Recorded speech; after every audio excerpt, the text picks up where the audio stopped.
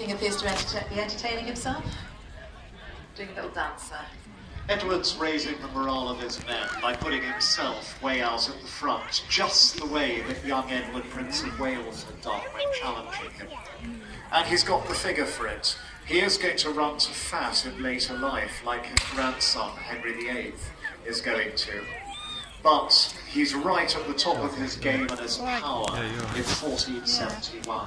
His towering, muscular, thick-set, rippling figure, so beloved of so many women. And now he runs forward, taking the enemy by surprise, crashing into the Prince of Wales bottle in front, leading from the front, and trying to drive like a spearhead through the centre of the enemy host.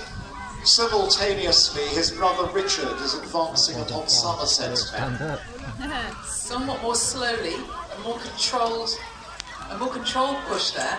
The King's was possibly somewhat impulsive, but it did the job.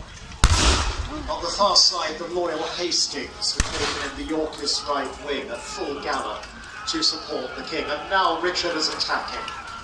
Closest to you, the men of Lancaster and York, under Somerset and Richard of Gloucester, are fully engaged. Right up and down the field, both armies are now locked in together.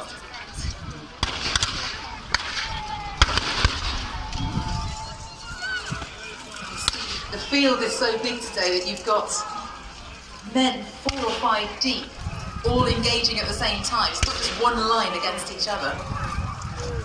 It's a melee. It's a morass of humanity dressed in tin trying to poke points into each other. The gunners are still firing off their guns at point-blank range, which would do terrible damage.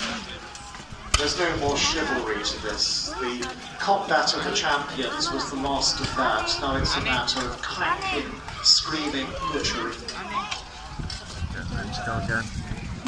Smell of blood, sweat, ordure, scared men.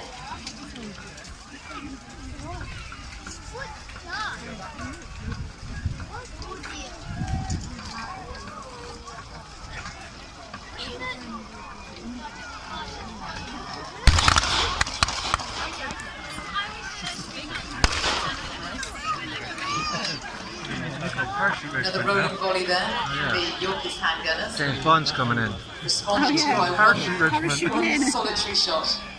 Got reinforcements.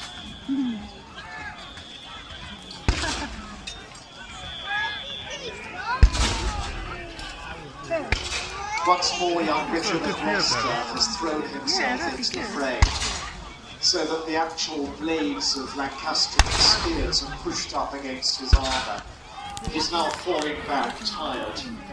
And once again, the Duke of Somerset has watched his men fight from the rear, occasionally looking furiously towards Wenlock and his men, as if he wishes them to support him. Can't stay still.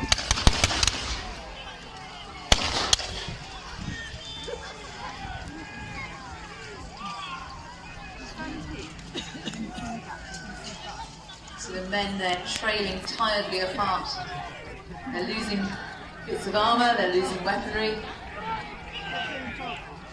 They are becoming, having been tired in the first place from the forced route march, they're becoming exhausted. The lady let that one. Winning green. Yay! I did that.